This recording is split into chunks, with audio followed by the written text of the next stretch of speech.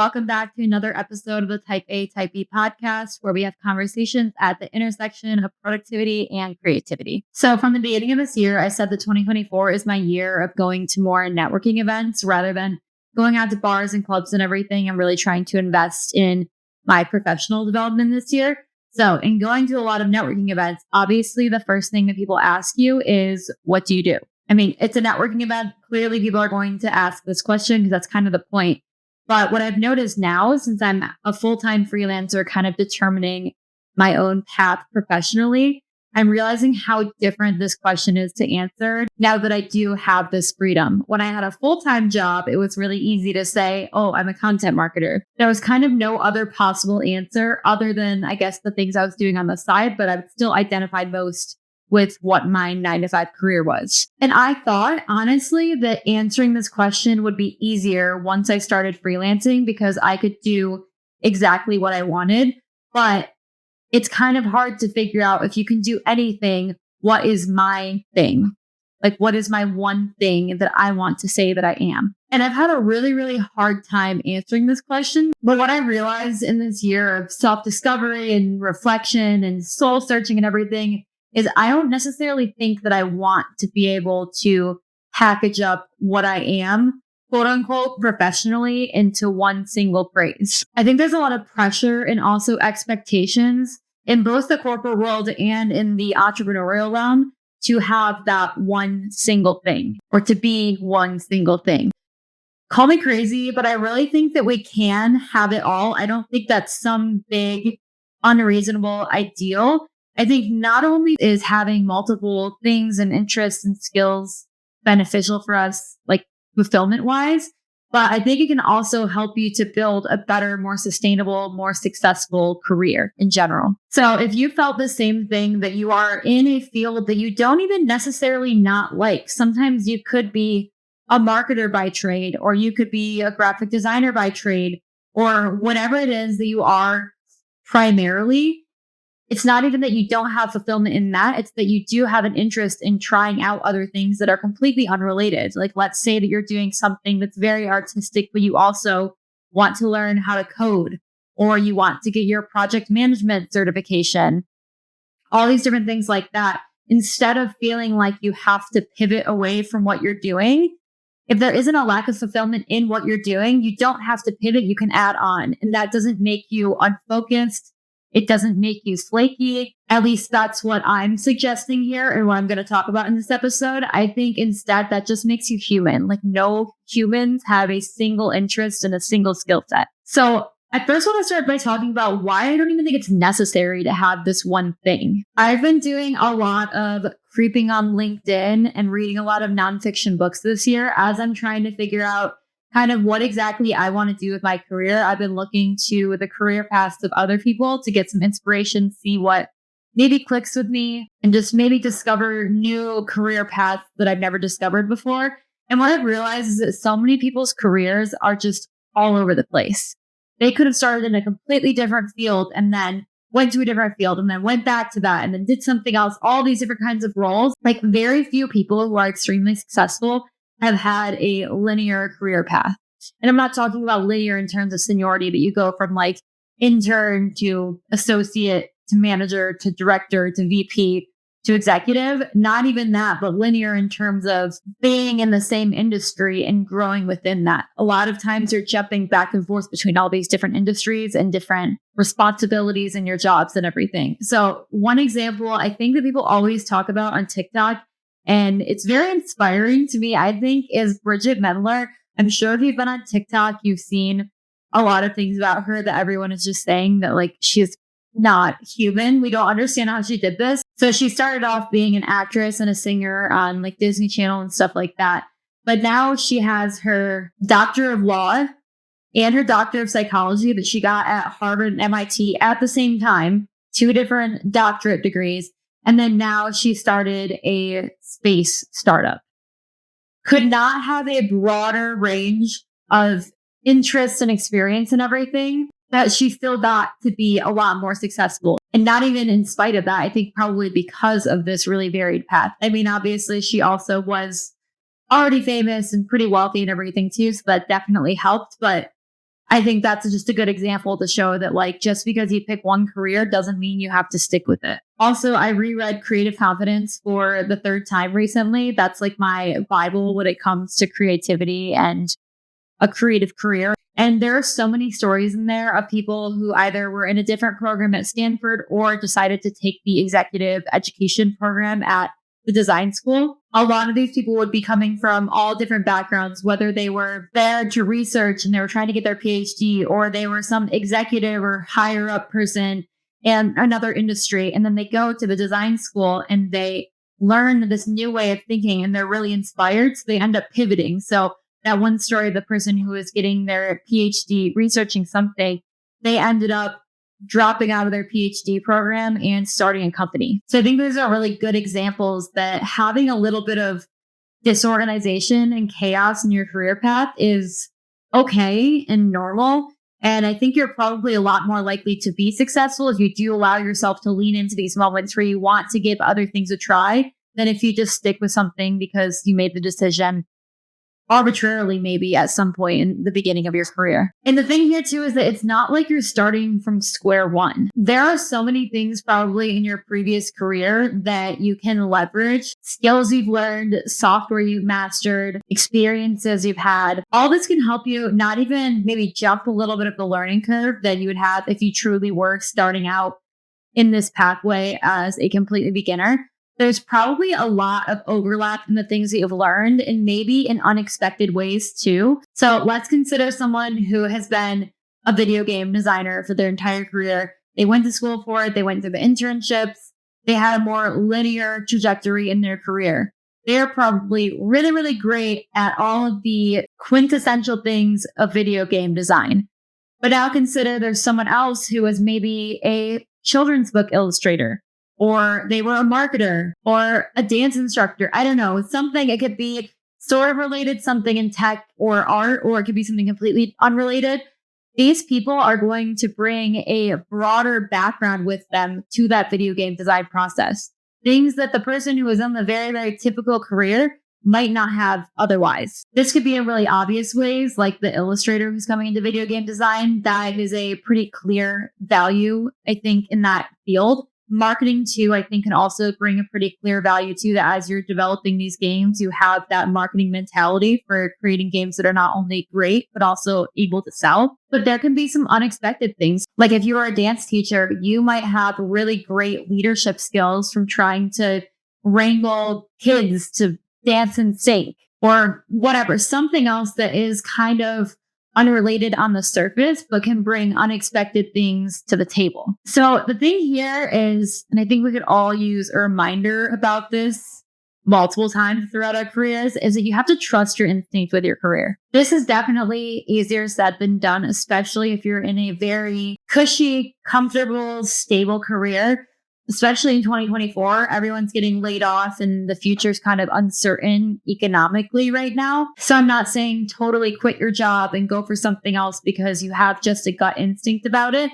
But I think don't ignore those instincts and see how you can act on them to actively create the career that you love. Sometimes this can be brought on involuntarily. A couple episodes ago, I was talking about how my layoff ended up pushing me to go full-time freelance, that I was already planning on doing it. But then the couple weeks leading up to the layoff, I was kind of doubting myself and backtracking. And I was going to push off my timeline to go fully freelance for a while. But then the universe said, no, you got to go right now. You don't have a choice. So we're making it for you. So even though it's not the most ideal situation, sometimes that's what it takes to make a change. And it's the perfect opportunity to take advantage of this really unique situation where you can go for the things you actually want. But it doesn't have to be fully leaving your career. This could be asking for some different kind of projects that work. Depending on where you work at, you might be able to work with a different team in your company and get some hands-on experience helping with something else. You can start doing some stuff on the side. You can keep your career, but maybe start posting on Instagram or TikTok about your hobby, or getting some work on Upwork, reaching out to a local creative person that you want to shadow them for a day, or you want to see if they need assistant on shoots or something that weekend. I just think you're doing yourself a disservice if you don't listen to that instinct and at least give it a try. Sometimes our instincts are not spot on. So you could think that you're really interested in something, and then you start to kind of dip your toe in the water a little bit and you realize it's not for you at all. It looked a lot better before you actually started doing it. But I think trying and realizing that you don't like it, one, is good because it can give you more of an idea of what maybe you do like, because you figure out what doesn't excite you about that role. And the opposite of that is what kind of would excite you. And also, you just don't want the regret. I think the worst thing to deal with if you're sitting at the end of your career looking back is feeling like you didn't give yourself a chance to explore your full creative potential. So if you have an interest in something, try it out. And it might not be that different than what you're already doing, honestly. An example from my career at the beginning, I started out in event marketing and I realized that the things I liked about events was not the same things that I could get out of event marketing, but I did really end up falling in love with the industry of marketing itself. So I kind of transitioned from event marketing to more digital marketing and content marketing. And I was lucky that I was at a startup, so it was pretty easy for me to take on these extra tasks and eventually push away some of the tasks that I didn't like. So it doesn't have to be a massive change all the time. Also, investing in these skills and these interests that you're having could be as simple as looking up some YouTube videos on it or signing up for Udemy or Coursera or Skillshare or Masterclass and just learning more about these skills. And you probably will uncover how to use these skills in your current career too. Like I said before, if you're not like necessarily completely unfulfilled in your current career, but you feel like you just need a little bit of a switch, sometimes uncovering these new skill sets you can use at work can be what you need to really fully fall in love with the career you're already in. As important as this is, it's really, really hard. The first thing is just kind of the emotional difficulty of this. This used to be more of a blocker for me until I honestly just decided to stop caring.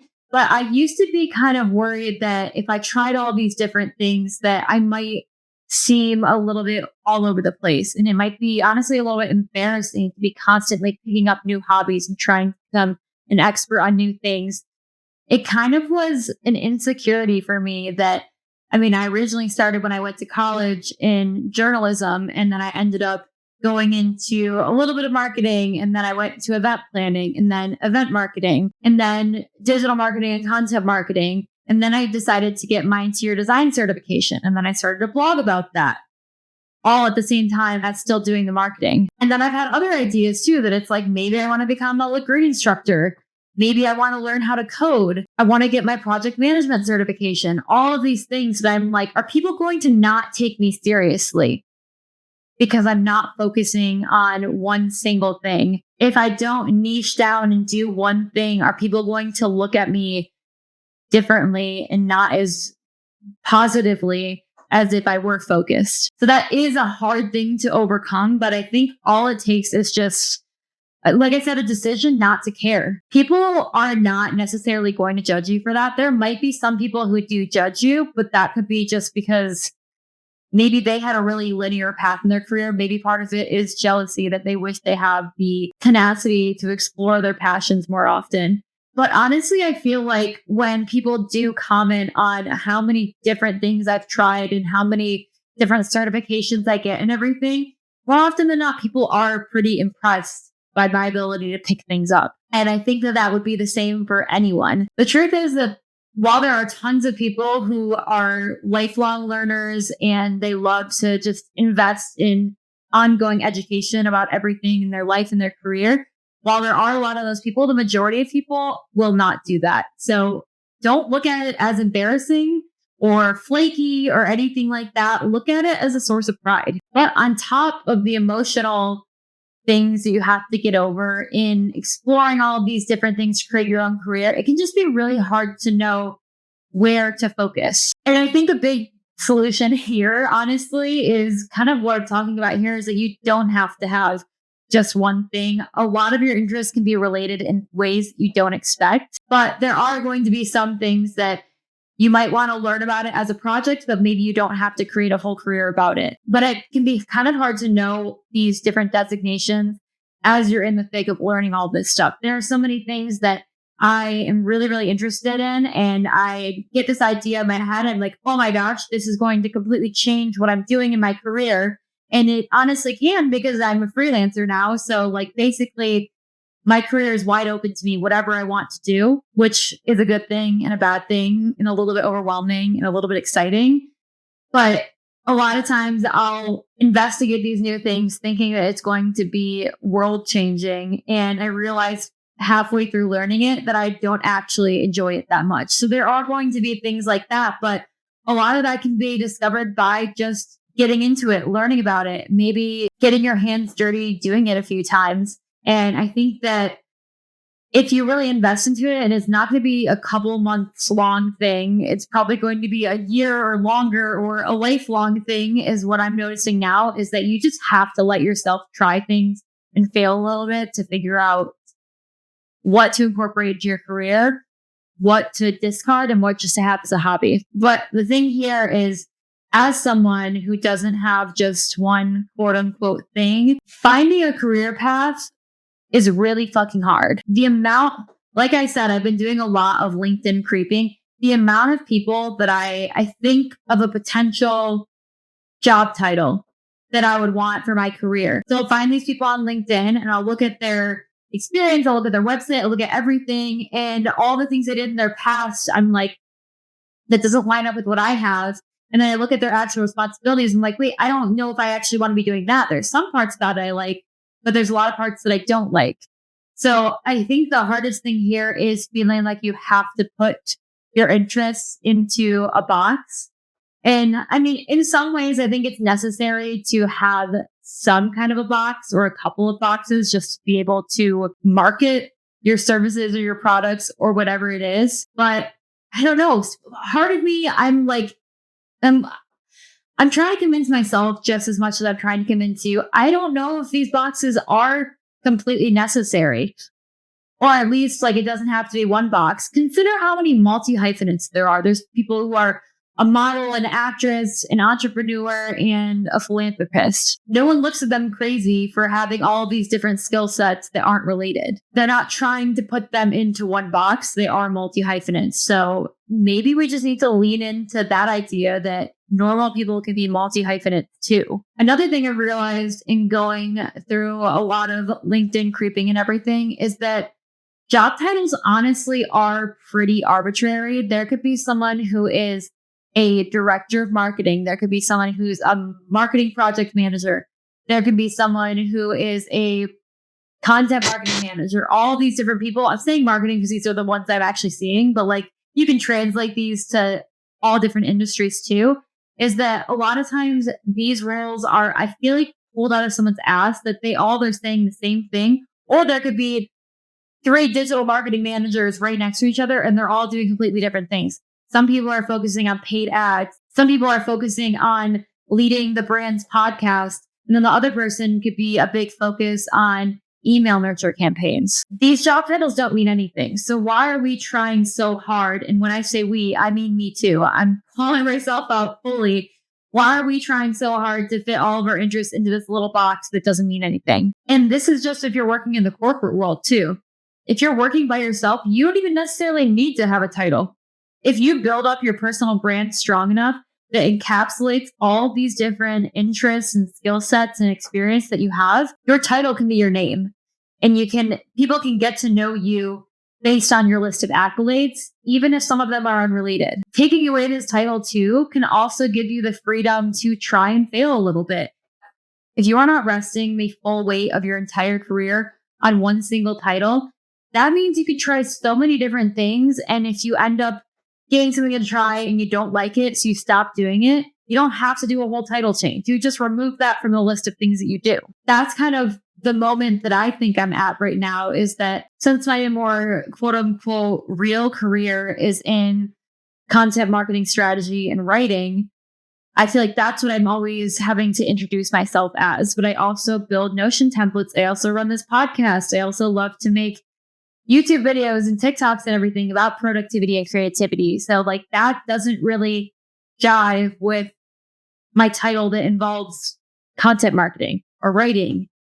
Sometimes I will talk about marketing, all of those things, but that is more under the umbrella of my total range of interests versus what the title of the umbrella is. So honestly, I feel like I'm kind of inclined to just call myself a creativity and productivity enthusiast, because you can put marketing underneath there, but you could also put all those other things that I was talking about, because there is some common thread between a lot of the things I do, but that thread is just a little bit broad. But even within that, I don't want to confine myself to only having interests and hobbies and skill sets that are within that. Like I said earlier, I kind of want to get my Legree certification, that I don't necessarily have to do that to directly benefit my career title wise. I mean, I think I would learn a lot from it, learning leadership skills, the ability to just disconnect and do something completely different from a lot of the strategic mental work that I do in my career. I think that could be a nice change. So, I mean, the point here is just that what are we doing trying to make ourselves have one thing if we don't? There might be some people out there who truly do have one single calling. That is great for them. I'm sure there's tons of people out there like that, but I don't understand why that is expected to be the default. We should be able to, and honestly, we should have multiple things if we feel compelled to. If you have to shrink yourself to fit into that box of that title of what you introduce yourself as when you go to a networking event, then you're doing yourself a disservice. A little bit of this chaos and a little bit of flexibility, and in some ways, a lack of focus in your career where the focus is only on your gut instinct and your passion and where your heart is calling you.